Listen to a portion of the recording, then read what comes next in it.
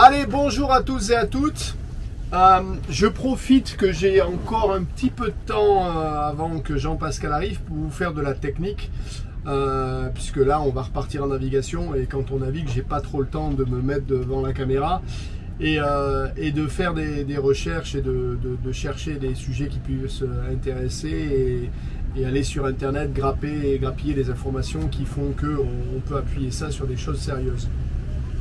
Alors, aujourd'hui, on va parler de deux choses. On va parler du fameux mythe, pour moi, qui est de rattraper la vague de devant quand on part au surf sur une vague dans du gros temps.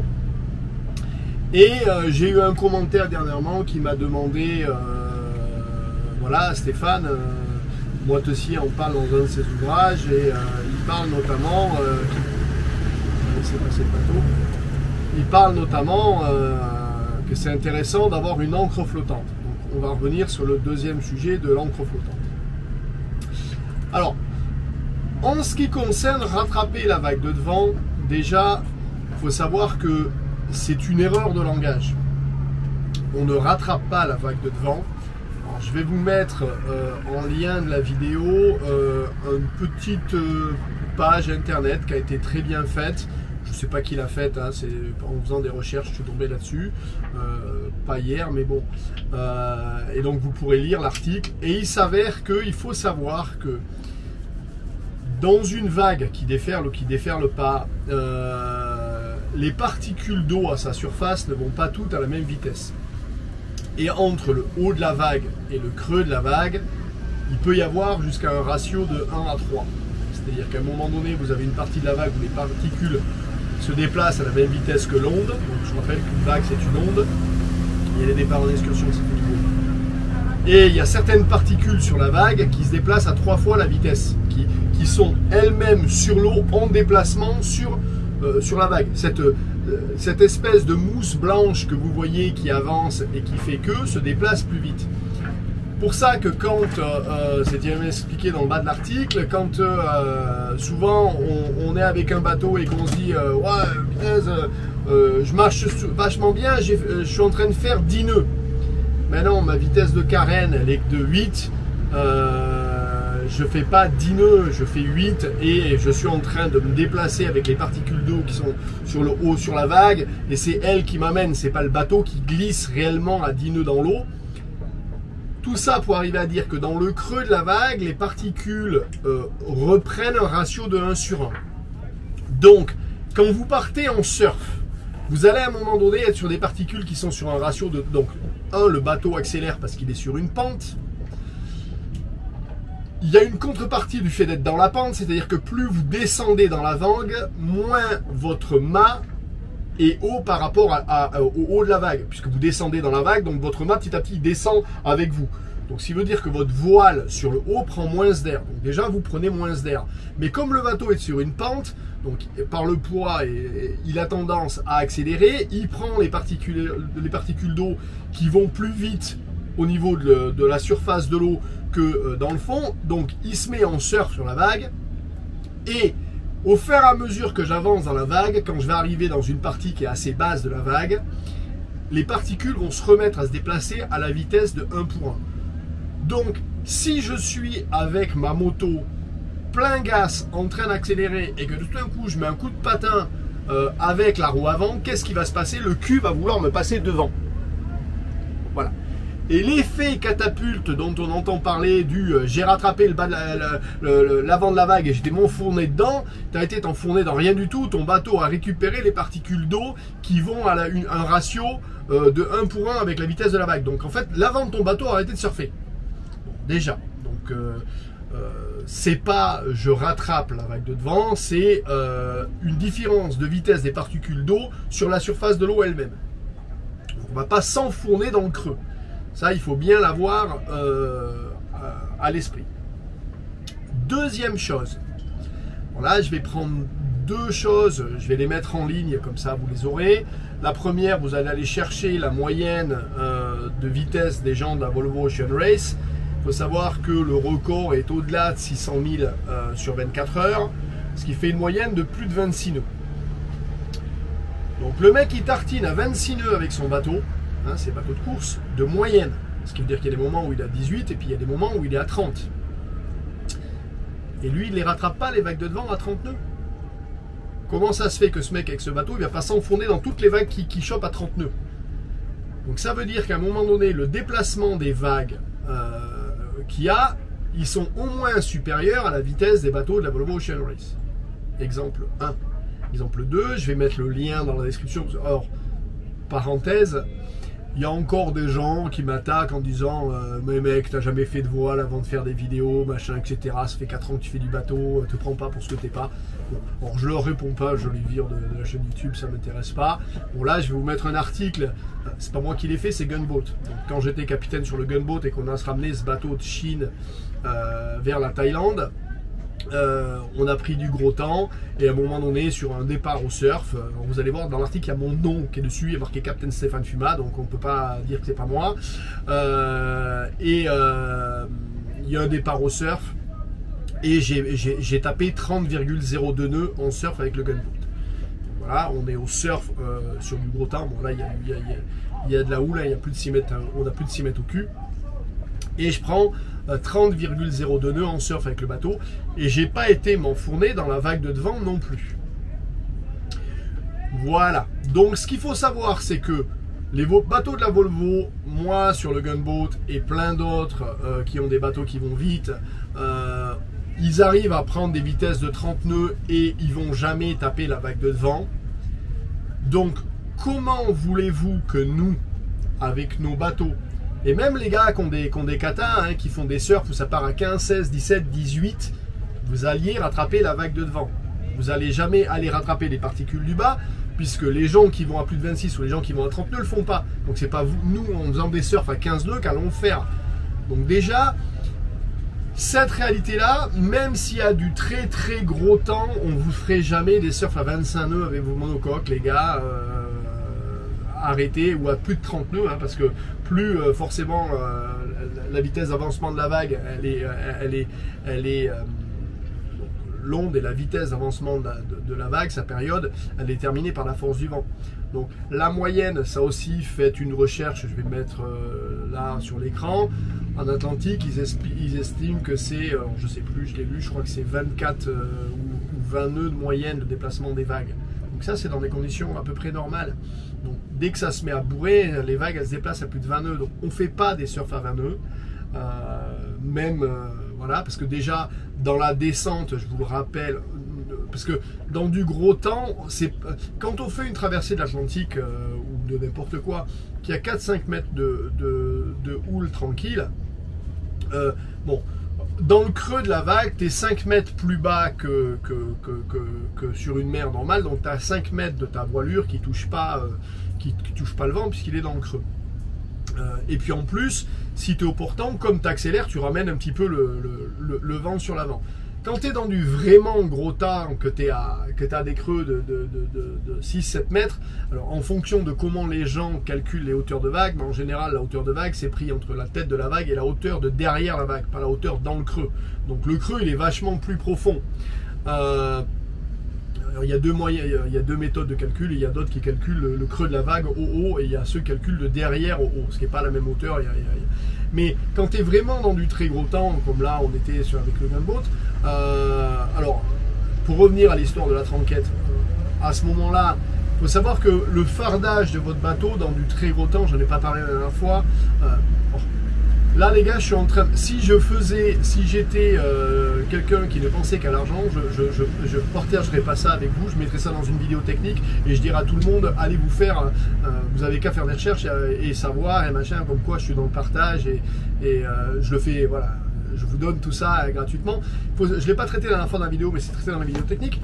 Il faut savoir que le fardage de votre bateau, il subit la poussée du vent quand vous êtes en fuite. Donc sur un kata, il y a beaucoup plus de fardage en général qu'un monocoque. Donc nous avec le Gunboat, on avait un foc auto-virable avec un chariot en U sur l'avant sur le côté cockpit. Et on naviguait avec ce foc, le foc sur enrouleur, qui était enroulé aux 3/4, donc on n'avait rien comme voile hein, sur 60 pieds. Mais il faut savoir que Là, on était dans plus de 50 nœuds de vent, je ne me rappelle plus exactement, mais dans des choses comme ça, on vend un par an. Et il faut savoir qu'à ce moment-là, même sans voile, je pense qu'on aurait fait plus de 8 de moyenne, parce qu'à un moment donné, ça poussait tellement et le bateau il a tellement de prise au vent qu'à un moment donné, ça avance. Tu sais pas faire moins de 5 nœuds avec ces bateaux-là dans du vent comme ça, parce que tu as énormément de fardage. Donc, quand tu es dans le creux de la vague, tu ralentis, tu perds la poussée du fardage. Donc entre le fardage que tu perds, la descente dans la vague, la partie de voile que tu perds énormément de propulsion dynamique due au vent. Donc ce qui te reste, c'est que le surf. Donc le surf, tu pars, ça accélère.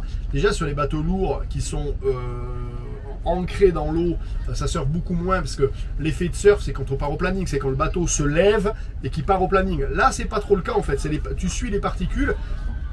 Et très rapidement, si c'est des ondes très longues, tu arrives à accélérer, mais ça accélère tout doucement. T'accélères, puis au bout d'un moment ça décélère et t'as atteint une vitesse qui fait, avec des bateaux comme celui-là, quand on fait des 15 ou des 16, putain, on fait des youpi, on est super content. Moi sur le 50 pieds, je crois que j'avais pris un 17 ou un 18. Enfin, c'est les vitesses, ça nous arrive une fois sur 8 jours de gros temps, voilà, et on n'a jamais, voilà. Donc, pour cette histoire de rattraper la vague de devant, sachez qu'on ne rattrape pas la vague. Donc, c'est pas l'image qu'ont les gens, c'est qu'ils vont aller se planter dans le creux du bas alors que la vague remonte. Non, c'est pas du tout le cas. C'est, je le redis, c'est les particules d'eau qui sont en déplacement sur le haut de l'eau qui se remettent à la vitesse de la vague, alors que toi, tu es sur les particules d'eau qui vont pratiquement 3 fois plus vite. Donc, tu as un coup de frein de l'avant, et donc l'arrière veut passer devant. Et donc ça peut, si c'est pas bien géré, pas bien se passer. Donc on ne va pas rattraper la vague. Donc si on ne va pas rattraper cette mise en danger, puisque les bateaux de la Volvo, comme je vous dis, ils turbinent à 25 nœuds et ça leur arrive pas, donc ça ne va pas nous arriver à nous. Du coup, l'ancre flottante, c'est pas quelque chose qui est nécessaire, puisque si on met une ancre flottante, c'est pour ralentir notre bateau. Donc on n'a pas besoin de le ralentir, puisqu'à un moment donné, on la rattrapera pas, on n'aura pas ce problème-là. Ça va pas nous arriver le coup de butoir d'aller trop vite et de récupérer les particules qui sont à une vitesse différente dans le creux. Donc à mon humble avis, c'est comme les traînards, on oublie tout ce qui ralentit notre bateau dans du gros temps, et on y va. Bon, là-dessus, je vais mettre un bémol, parce que quand je parle de gros temps, je parle toujours de gros temps au large. Ce qui veut dire que tu as de l'eau à courir et donc tu t'en fous que tu ailles vite avec le bateau. La problématique qui peut se passer, c'est que alors, il y a deux options sur une fuite, c'est-à-dire que si le vent vient de mon dos, je peux partir en fuite à bâbord ou à tribord. Tant que je suis sur l'un de ces deux côtés-là, pas plein cul, puisque je peux pas tenir ma voile, je suis en fuite. Par contre, si par exemple je suis en Méditerranée et que je me mets en fuite, je suis emmerdé parce que là il y a de la terre et là il y a de la terre. Donc la distance d'eau que j'ai à courir est limitée. Et je sais que la mise en danger, c'est de me rapprocher de la terre. Puisque quand je vais me rapprocher de la terre, les fonds marins vont remonter. Comme les fonds marins vont remonter, la houle du large, entre guillemets, elle va taper le fond, elle va monter et elle va agrandir la taille des vagues. Donc plus je me rapproche de la terre, plus je vais me mettre en danger. Et rentrer dans une marina quand il y a des vagues de 6 mètres et qu'il y a un zigzag à faire à l'entrée, c'est la plus belle bêtise à faire. Donc dans le cas où vous êtes pris par pas d'eau à courir et que à un moment donné vous êtes en fuite, c'est peut-être... moi j'ai jamais été dans cette configuration là, mais là il faut prendre une décision, parce que tu sais qu'à un moment donné, si tu turbines à 8 nœuds avec ton bateau pendant 24 heures, il va se passer quelque chose, c'est que la terre là-bas elle va arriver vite et les fonds vont remonter. Donc avoir une ancre flottante à bord pour ralentir son bateau dans ces conditions-là, si on veut ralentir son bateau, il n'y a pas besoin d'une ancre flottante, il suffit juste de diminuer la voile.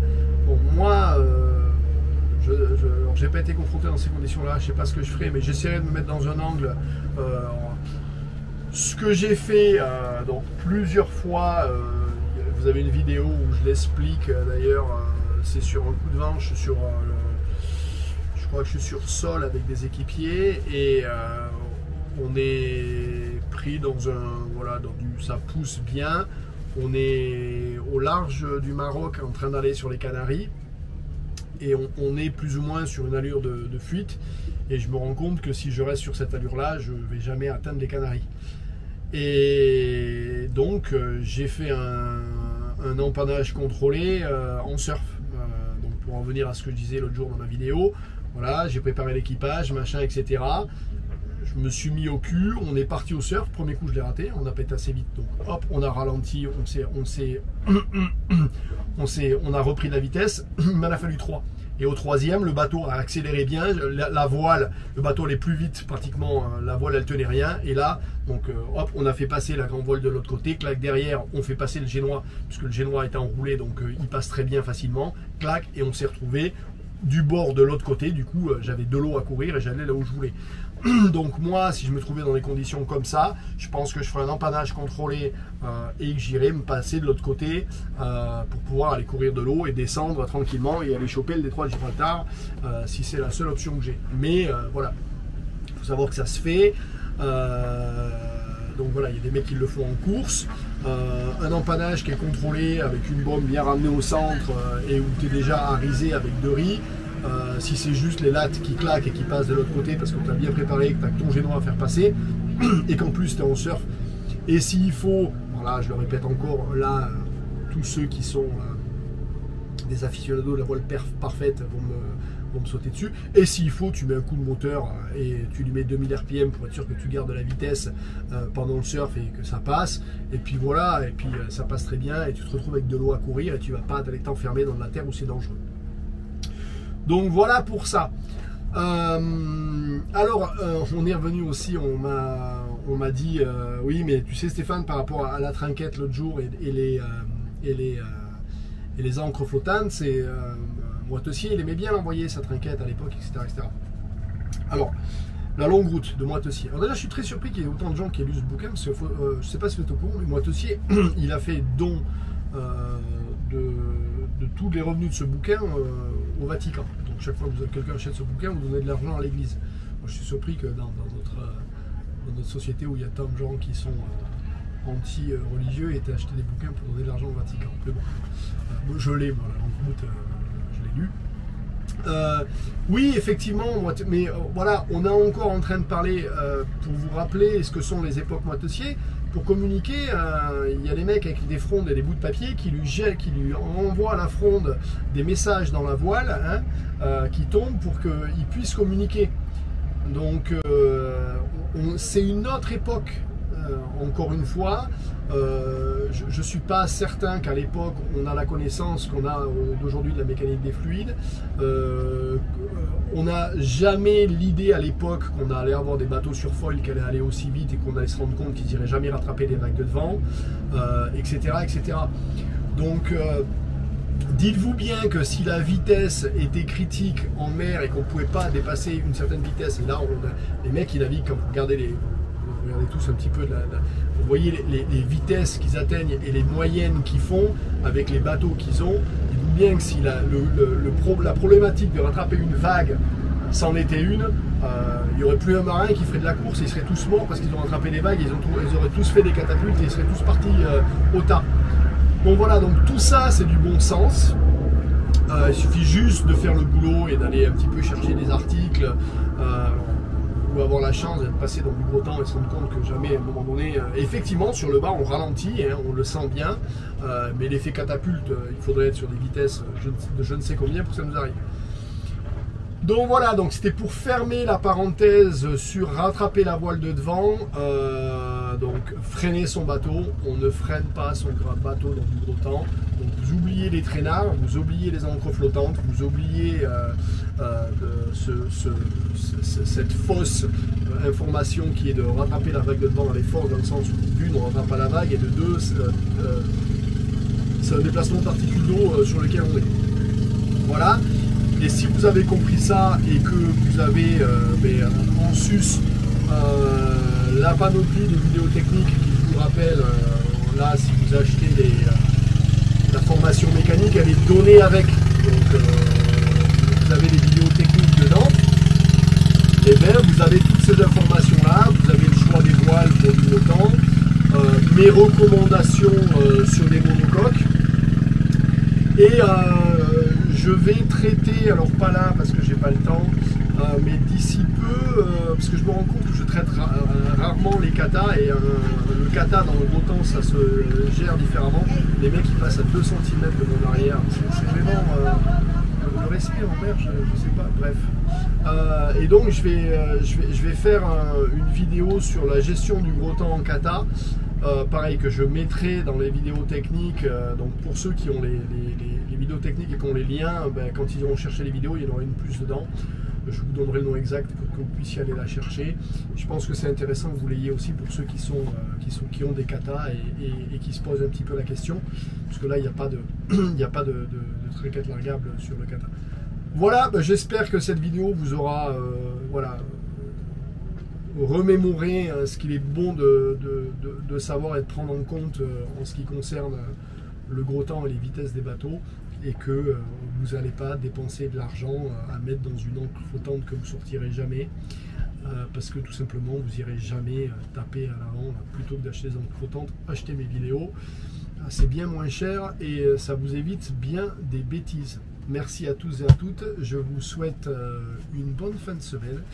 Je vous dis à la semaine prochaine. On remettra donc des vidéos de navigation.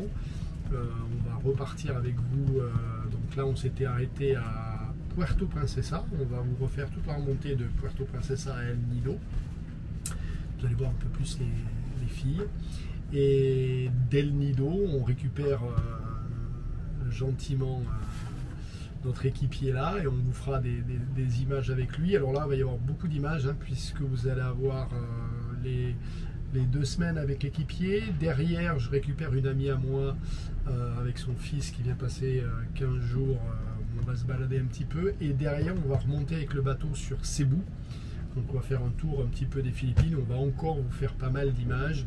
Donc là vous êtes parti, je pense que vous avez là on est en quoi? On est en octobre, je pense qu'on va, voilà, vous avez des images au moins jusque vos vacances d'été, vous allez pouvoir passer l'hiver. Malheureusement vous ne pouvez pas trop naviguer à regarder des vidéos de nous au soleil, et j'espère que ça vous donnera chaud au cœur. Je dis un petit coucou Olivier, ça y est, j'en avais parlé dans une vidéo qu'il était en attente de résultats médicaux par rapport à son départ, qui était voilà, un de mes amis, et qui était un ancien abonné, et enfin plutôt un abonné tout court, et il vient de m'envoyer une vidéo comme quoi Albacore 4 ça y est à l'eau. Il a remis donc son bateau à l'eau là, et donc ça veut dire que les résultats médicaux sont bons. Alors, on est tous ceux de la chaîne, je pense, vous envoie avec Magali un petit haut le cœur. On est content pour vous, et puis voilà, envoyez-nous des petites images de la suite, larguez les amarres. Allez, merci à tous et à toutes, à bientôt, ciao ciao.